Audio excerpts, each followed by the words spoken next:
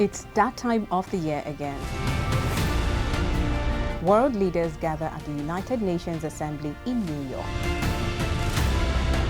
This year, the theme is Better Together, a nice theme. But are world countries together? Even the UN itself was not spared criticism. What is the purpose of the United Nations? The UN has such tremendous potential. I've always said it. It has such tremendous potential. But it's not even coming close to living up to that potential. So how can the UN achieve its potential? And what role can Africa play in achieving this goal? Welcome to the flip side. From climate change to conflicts, from pandemics to ending poverty, and this time, the challenges and opportunities of AI, leaders promise cooperation.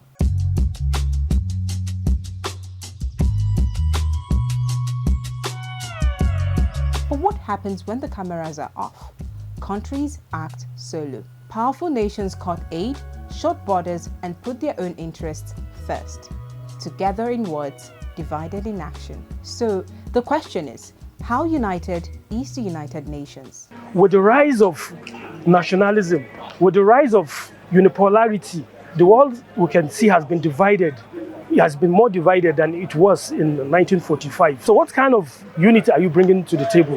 When you have the bigger countries bullying the smaller countries, there's nothing the United Nations can say to people. I don't see what is united about United Nations. For me, it just feels like just a name. Africa has a lot of opportunities on tap. We shouldn't be waiting for the Western world to come and help us to expose our opportunity. We should work harder. If you want to be recognized, you start from home. You understand? If you say we don't have a seat there, what is our contribution? For some Nigerians, it's time Africa wakes up and prioritizes itself. Africa is often at the center of UN debates. Over half of UN peacekeeping missions are in Africa.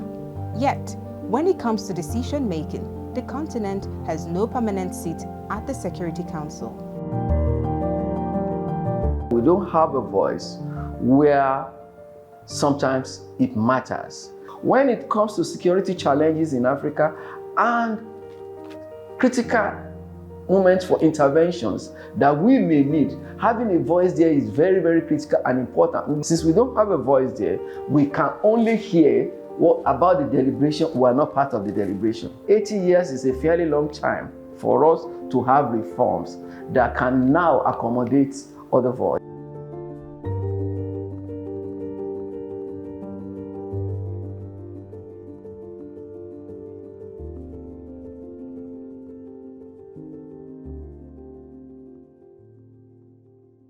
And so the buzzword now is reforms, reforms, reforms. But how should these reforms look like? And who should take the leading role in reforming the UN? The call for reforms is long overdue. We've heard cry out from many countries longing for UN reforms in many ways, in the manner in which decisions are done, in the manner in which resources are allocated, and in the manner in which key issues are addressed and agenda is set. So these calls for reforms are really timely in this sense. The major cry out for United Nations has always been equity.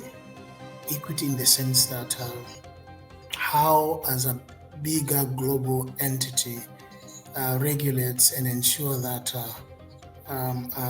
countries are fairly treated, and that not a club for few countries to dictate the world order the way we have seen for the last 6, 7, 8 decades. If you're not on the table, you should be on the menu. You either sit there and dictate what the menu should look like, or if you're not there, you'll be in the menu and you'll be eaten before you know it. Let me repeat that, just in case you didn't catch it. If you're not on the table, you are on the menu. And that's the flip side.